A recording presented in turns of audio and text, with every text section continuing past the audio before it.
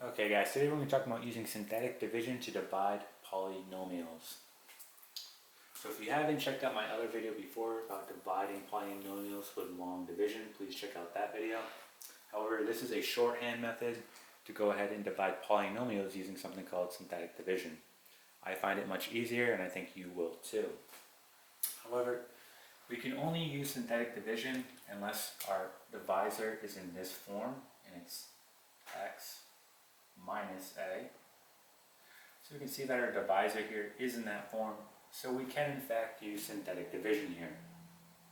Now, the same rules apply. You have to write any terms with a coefficient of 0 when you go ahead and set this up.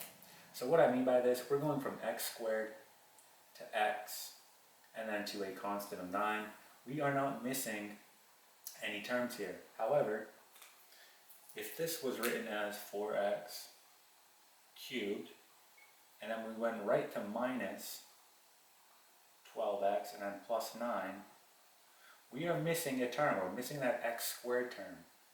And so when we were to go to rewrite this, to divide it, we would have 4, 0, negative 12, and 9. This 0 pertaining to the x squared value. Now this will make sense in a second when we set it up. So let me go ahead and erase this. So when you set up synthetic division, you want to go ahead and write this part out. So we're going to write just the 4. We're not going to write the actual variable, so just 4. And we're going to minus 12, and then to 9. And you want to make a little bar. And we have the divisor here, x plus a half. And this is all equal to 0. We want this to say x equals, so we're going to move this half over. So it's going to be x equals negative a half. We then take this, and this is what we divide by, so we have negative a half. Now this is how we go about dividing. We start with our first term here, we bring it down, so we bring down a 4. Negative a half times a 4 is negative 2.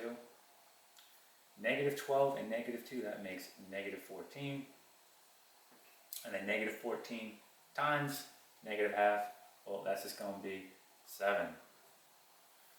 And then our remainder here will be 16. So your last term is always your remainder. So to rewrite this, we're going to have 4x,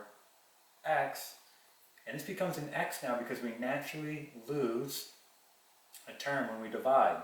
So it goes down a degree when we divide. So we have 4x minus 14, and then plus 16 over what we divided by, which was x plus a half. And this here is our answer.